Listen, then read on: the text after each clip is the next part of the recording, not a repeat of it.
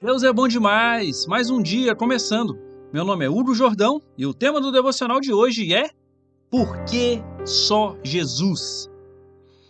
Em 1 Pedro, no capítulo 2, verso 22, está escrito: Ele não cometeu pecado algum, nem qualquer engano foi encontrado em sua boca.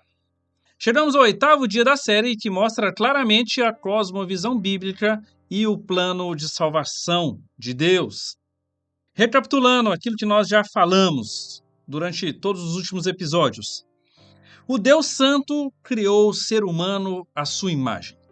O homem, entretanto, rejeitou a autoridade de Deus e o pecado trouxe a morte para a humanidade. Mas Deus, por amor, revelou em Jesus um plano de salvação. Hoje, nós vamos descobrir por que a salvação só pode acontecer por meio de Jesus. A condenação do homem, pessoal, por causa do seu pecado, exigia a morte e talvez você já tenha se perguntado: ora, mas se alguém precisa morrer por causa do pecado, tudo bem. Por que não serve qualquer outra pessoa? Porque somente Jesus pode ser essa pessoa.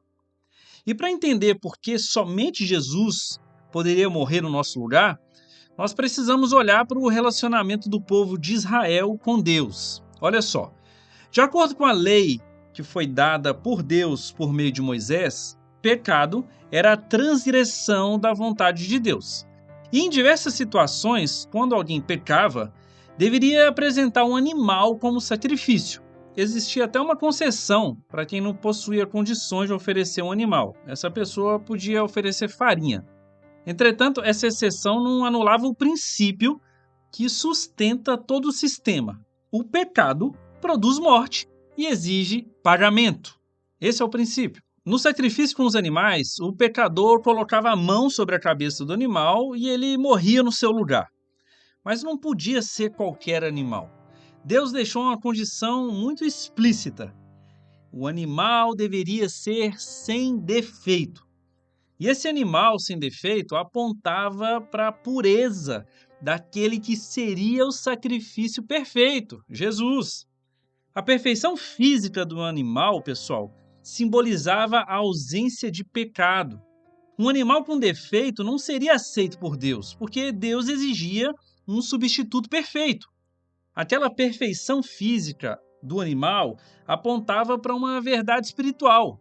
Um pecador não poderia remover a culpa de outro pecador.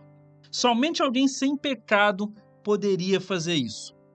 O grande problema do sacrifício dos animais é que ele deveria ser feito todas as vezes que houvesse um pecado. Nenhum animal poderia remover definitivamente o pecado do homem. Mas Jesus, o único homem completamente puro, perfeito e sem pecado, é o sacrifício definitivo do pecador.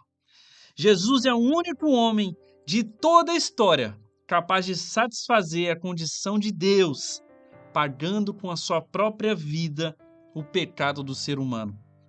Jesus, pessoal, é o próprio Deus encarnado.